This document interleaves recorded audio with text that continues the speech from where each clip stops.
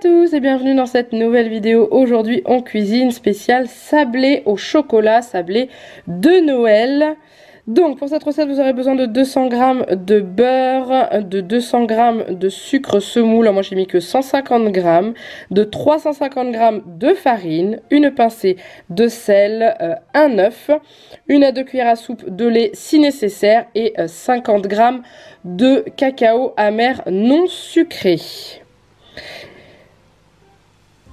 Il vous faudra également un moule, un saladier, un cul de poule, enfin moi j'ai pris le moule de mon batteur, la feuille pour pouvoir mélanger mais ça peut très bien se faire à la main et les emporte-pièces. Moi je vais tester cette plaque que j'ai dans mes placards depuis un petit moment avec plein de motifs de Noël. Alors pour commencer on va déjà peser les ingrédients. Donc on va mettre les 200 g de beurre. Alors il faut qu'il soit pommade, c'est-à-dire il faut qu'il soit, enfin pas forcément pommade mais un peu mou, c'est-à-dire qu'il va pouvoir bien se mélanger et s'intégrer au sucre en poudre dans votre cul de poule, votre batteur, enfin voilà, dans ce que vous allez utiliser. Ensuite on va rajouter le sucre, donc comme je vous l'ai dit c'est 200 g normalement, moi je mets 150 g, ça suffit largement au niveau de sucre, je trouve que c'est déjà beaucoup. Vous pouvez mettre un peu moins même si vous voulez, c'est selon votre goût. Ensuite je vais ajouter les 350 g de farine, alors sur la recette initiale c'est 400, mais étant donné que je mets du cacao amer, je mets 50 g de moins pour le remplacer par du cacao amer. Voilà. J'ajoute donc, comme je viens de vous le dire, les 50 g de cacao amer. Donc on est d'accord, c'est du cacao en poudre 100%, sans sucre ajouté, sans rien. Hein, parce que si vous mettez du cacao sucré, dans ce cas-là, il faut diminuer le sucre.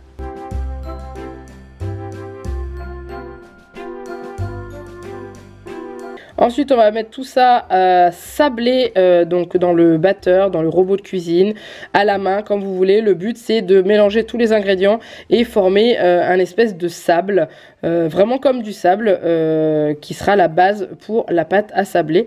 Donc au batteur, c'est très simple, hein, vous démarrez tout doucement à vitesse vraiment très légère au début pour mélanger les ingrédients. Et ensuite, vous accélérez. Il me semble que moi je reste à vitesse 1 ou 2. Voilà ce que ça donne au démarrage.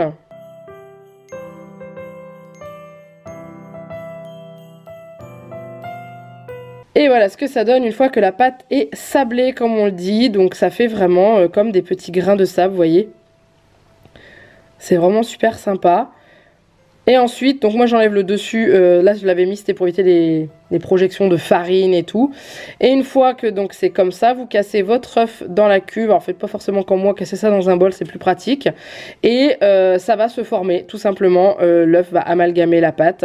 Et si jamais vous voyez que la pâte a du mal à faire une boule comme ceci, vous rajoutez 1 à 2 cuillères à soupe de lait au fur et à mesure, jusqu'à ce que la pâte forme une boule comme elle l'a fait chez moi. Donc voilà ce que ça donne, vous avez une bonne pâte à sabler qui peuvent servir aussi en fond de tarte, hein. Ça va très très bien pour faire une base de tarte sucrée chocolat, c'est vraiment très bien comme pâte.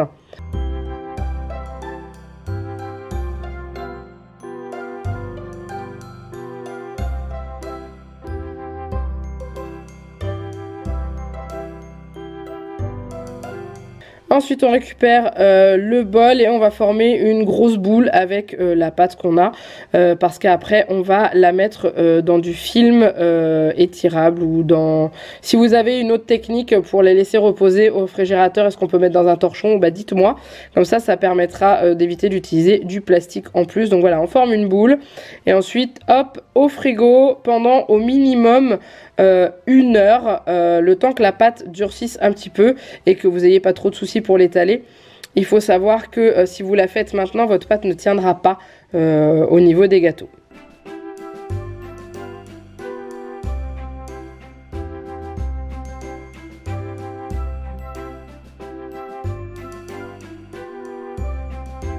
Au bout d'1 heure, vous sortez votre pâte, vous la laissez reprendre un peu température, vous farinez un plan de travail et vous allez ensuite étaler votre pâte au rouleau à pâtisserie, hein, pour pouvoir ensuite l'emporte-piécer, tout simplement.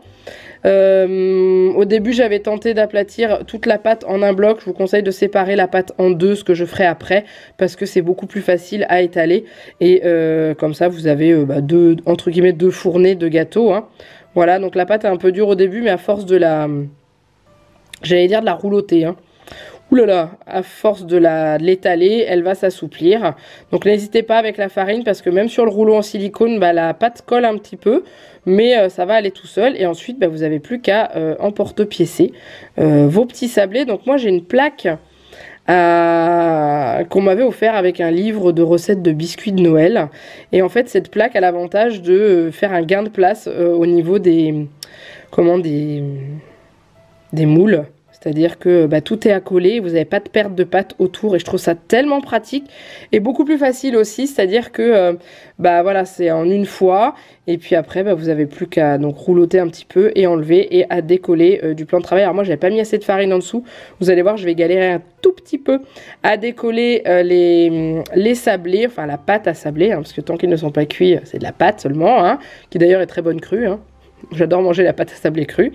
Et voilà, donc vous allez voir, je vais galérer un petit peu à les décoller, mais ça ne changera pas qu'ils sont quand même très très bons. Mais c'est vrai que j'avais pas suffisamment fariné en dessous. Donc avec une petite spatule, ça a été impeccable hein, pour pouvoir les décoller, il n'y a pas de problème. Et ensuite, vous allez donc les mettre sur soit du papier sulfurisé, soit une plaque en silicone comme j'ai moi, et vous allez les passer au four. Voilà, tout simplement.